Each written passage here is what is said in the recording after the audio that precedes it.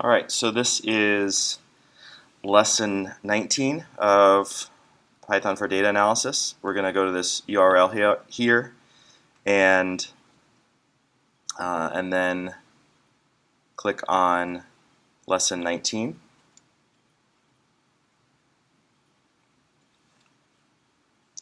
And so this is an IPython notebook as usual, but most of the content here is just marked down, you'll see. But there's a few code cells that makes it easy to have everything in a notebook. So as usual, we're going to go to the raw link. Hopefully this works today. Yep. Copy that link. Go back to a terminal.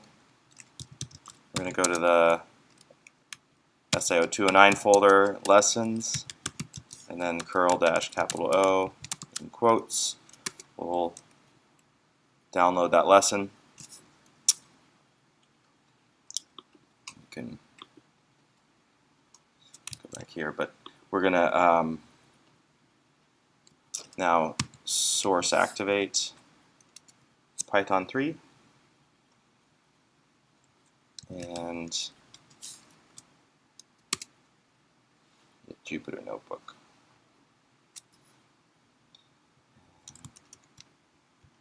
Go down and open up lesson 19.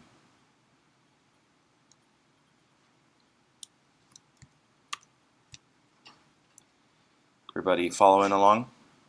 Okay. So today is we're going to talk about modules and classes. There's some readings from Shaw, Learn Python the Hard Way, especially exercises 40 to 45 are really handy.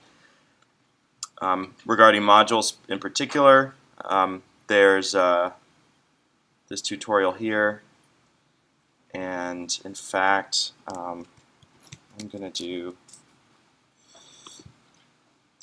So I'll just show you this really quick. The Python documentation is pretty good, and so I just opened up that link. And one thing you'll notice if you go to if you do a web search, you might get to the documentation, but for a different Python version. So you can click this drop-down menu, and it will take you to different versions of the documentation. So if I go to Python 2.7, it actually is using different. You can see there's a print command here that's like an old style Python 2 print command, but in this documentation they've fixed that. So there's some minor changes.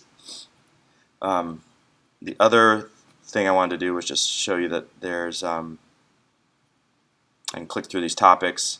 So this is the one I wanted, classes. So I will I'll add this to the top here, and when I update the notebook, it'll all be there. So I'm going to go through some of the content from these Python docs today. And there's also learnpython.org about modules and packages that you can follow along. So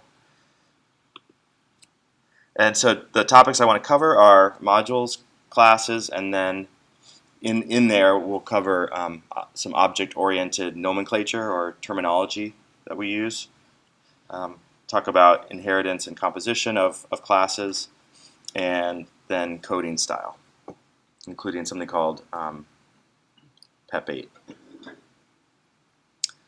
So a module is a file containing Python definitions and statements. I guess I'll take a step back and say that there's a number of ways that we can package or reuse code in Python. Does anyone think of one way that we've reused code already?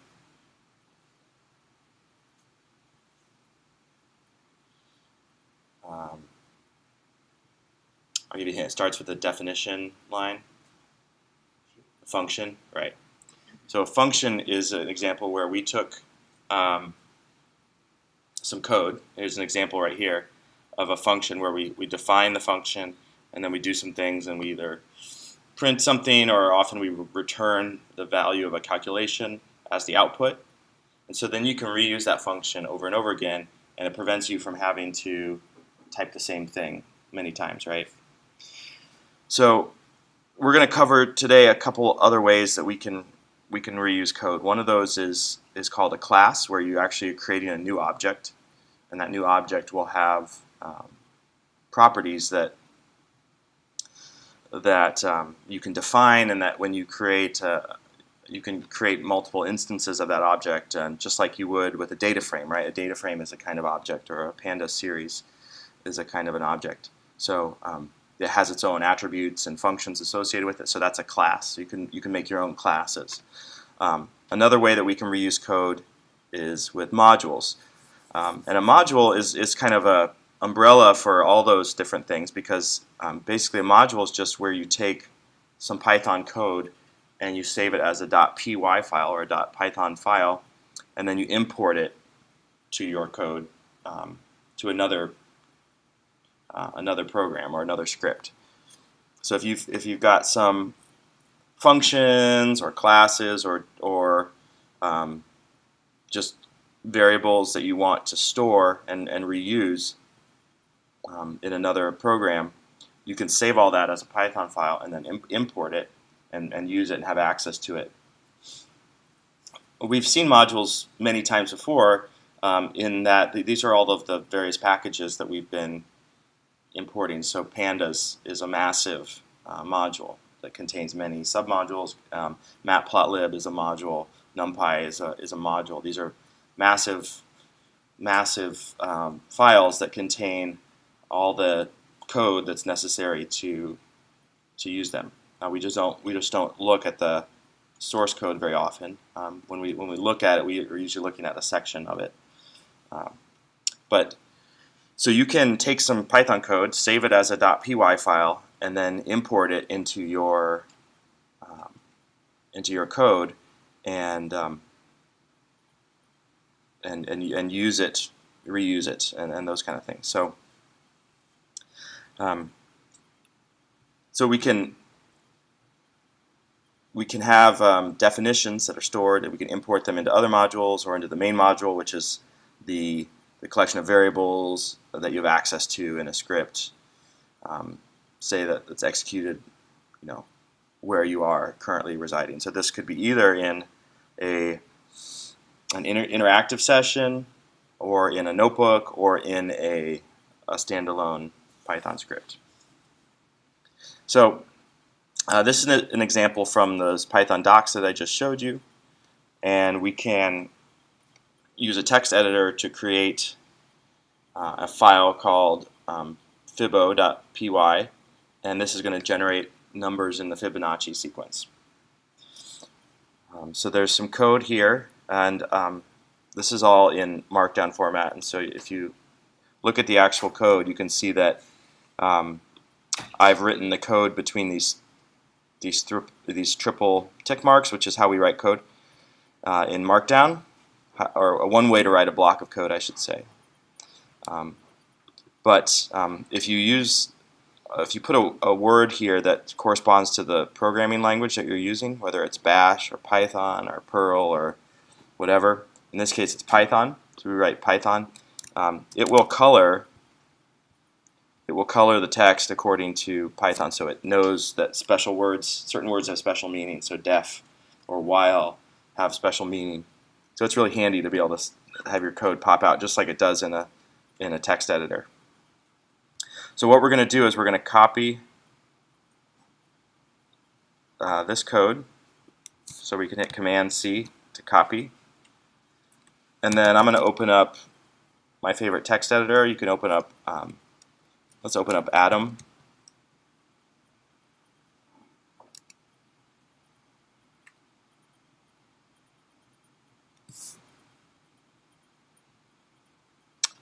And we can go to New File.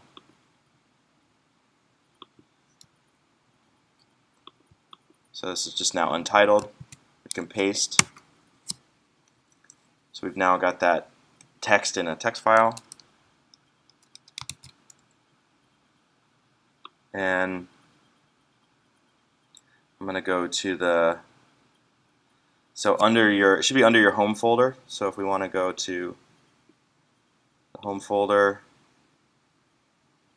SIO 209 lessons. So this is kind of our working directory, and we're going to save this as fibo.py. And notice that when we do that, Atom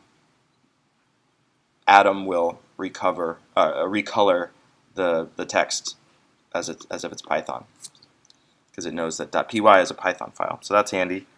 And we can go back to our terminal. Let's open up another window. So we'll type Command T and go to SIO 209 lessons. And we're going to source activate again because we want to make sure that we're using the same version of Python 3 that we're accustomed to using. So now we go back to the notebook, and so what we're going to do is we're going to enter or open up the IPython or Python interpreter and import this module. So if we wanted to use the Python interpreter, we could just type Python, and this will generate this Python prompt, which is these three greater than symbols and followed by a space. So we can enter in various commands, but I'm going to exit, and I'm going to open up IPython because we've been using IPython this whole time actually with these notebooks, so we want to continue to take advantage of the benefits of IPython.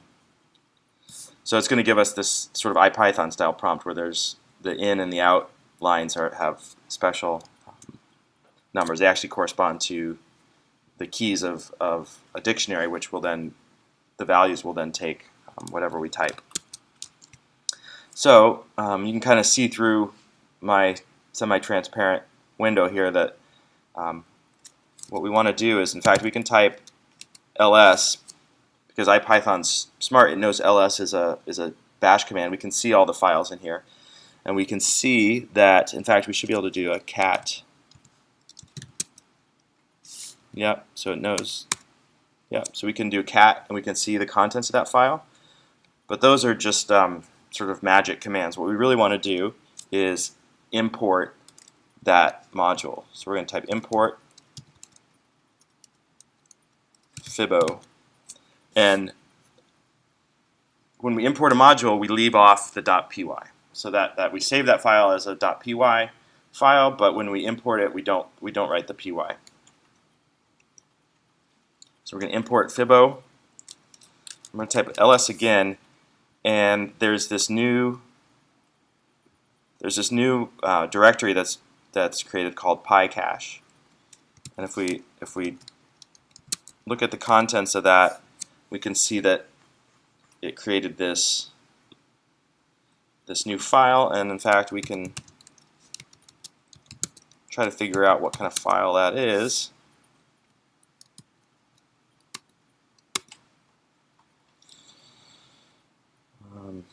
It's okay. It's not. Maybe if we do. Yeah, it's just saying it's a data file. Basically, this is it's creating this cached version of the module on our local space. So if you see that PyCache folder created, that's what's happening. It's when you imported that module, it's caching it and creating this stored version of it on your local directory. Okay, but we've now imported that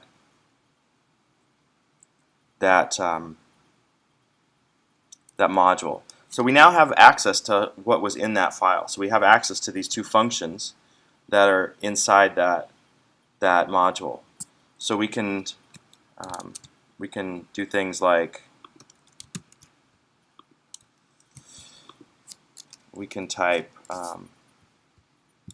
Fibo, which is the name of the module, and then if we hit tab, we can see that we've got these two functions available to us.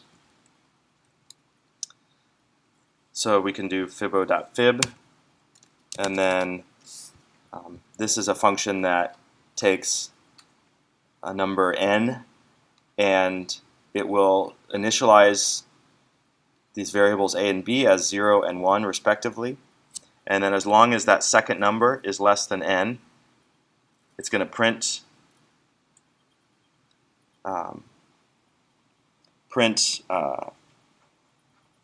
the number, print that number b and then a space. And this is something we haven't seen before, but this is just going to specify what the end, what comes after that thing that's printed. Typically it's a new line character, but if we specify end equals space, it'll just print a space after that character. And then the main calculation is that A and B are going to be stored as A will now become what B was, and B will become A plus B. So this is the Fibonacci sequence where you're adding the two previous numbers to get the third number.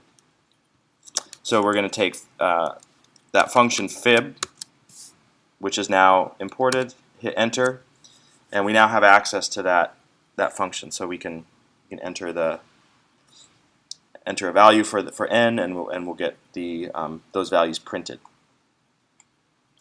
Fib2 does the same thing, except for instead of printing the output, it's creating a list and appending the new values to a list, and then returning the result once it's done. So if we type fibo again and dot, we see there's these two main options. The third one is just the name of the file. We don't want to do that because that won't. We can try it, but yeah, it gives us an error because it's more of like a bash command, and even then it wouldn't work. So what we want is the second function fib2, and we can type 100. Works the same way, except for now it's printing or it's displaying a list instead of printing the values to the screen. Finally, this module has a special attribute or a special variable called name. So we can type fibo double underscore name double underscore, and this will give us back the name of the module. So that's sort of the basics of it. Now, we've seen a bunch of these different variants before. So the most basic way to import a module is just to import it, and that's going to import the module name into the main namespace of where we're working. But if we only want to import certain functions, we could do something like from fibo import fib and fib2. That would just give us these two functions, and those would be in the namespace. So if we wanted to do that, we could, and we can try that. So now we can just directly type the function, right? We've seen these kind of things before, where there's different ways to import stuff. We've seen this with matplotlib, with pandas. We can also do from fibo import everything, which in this case would give us basically the same result. We get both of those functions, which is everything. We can import that module as something else, so we can give it an alias or a different name. And we can also import a single function with a different name. So from fibo import fib as Fibonacci. We can try this one out.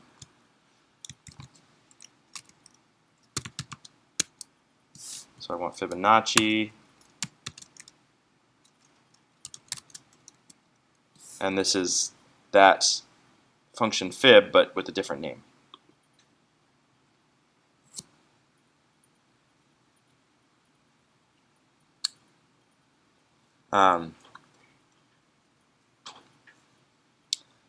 So there's another one little thing to add about modules is in some cases you might want to add some functionality where you can run your module as a command line script.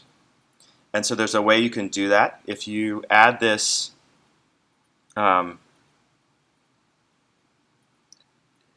if you set the name to _main, that will give you the ability to run it as a script. So if we take this bit here, we're going to go back to Atom, and we're going to add those 3 lines. And what this is going to do is it's going to say if the name is main, it's going to import sys, which is how we use those argv, how we use command line arguments, and it's going to grab that first argument, convert it to an integer, and then run fib. So it's going to just use this fib function by default, so it's going to print the values. So we're going to save that. We can then go back here and exit out of IPython. We can look at the last few things. So we have fibo.py here. We can double check that that's what we want. Yep. So we've added that last bit. So we can now type Python fibo.py and a number, and it will automatically just give us that fib, use that fib function to parse the argument and to give us the result. So it's a handy way to have a module that also doubles as a command line thing. You can write your module and then you can add this thing at the end, and this could be a very long module, but you have one. If you are able to wrap all of your module into a single function, then you can make that function take a command line argument.